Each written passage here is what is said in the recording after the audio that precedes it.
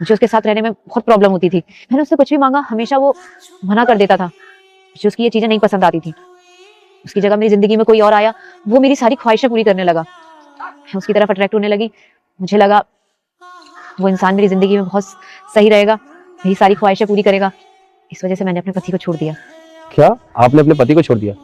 लेकिन क्यों? क्या वो कोई खराब इंसान था या आपको उसने धोखा दिया? नहीं नहीं, उसने तो कभी कमी नहीं छोड़ी अपनी तरफ से, और ना ही कभी मेरे अलावा किसी और लड़की की तरफ देखा। मेरी गलती थी, मेरे अंदर लालच जग गया था चीजों को लेके।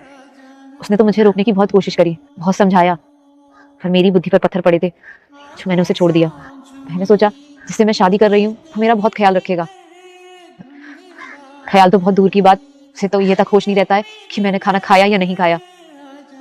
और जिसको मैंने छोड़ा था मेरी हर एक छोटी बड़ी चीज का ध्यान रखता था। उसने कभी मेरे ऊपर चिल्लाया तक नहीं, हाथ उठाने की तो बहुत दूर की बात है। आज मैं पछताती हूँ अपने इस डिसीजन पे कि मुझे ये कभी नहीं करना चाहिए था।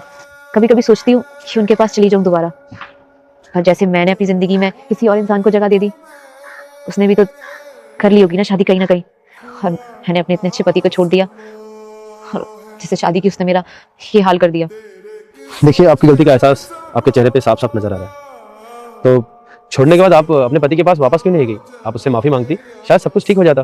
और क्या पता वो आपको सच में माफ कर देते। बताया तो सब सोचा था, लेकिन जब मैंने अपनी हरकतें सोची तो लगा किस मुंह से मैं उनके सामने जाऊं, क्या बोलूंगी कि मुझे लालच था तो मैं उन्हें छोड़ के चली गई, और उनके बुरे वक्त में मैंने उनका साथ नहीं दिया जब उन्हें सबसे ज्यादा मेरी जरूरत थी।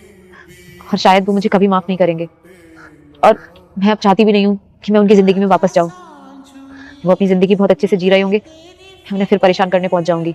और इतने साल हो गए हम लोगों को अलग हुए, तो अपनी जिंदगी में आगे बढ़ गए होंगे, उनकी जिंदगी में भी कोई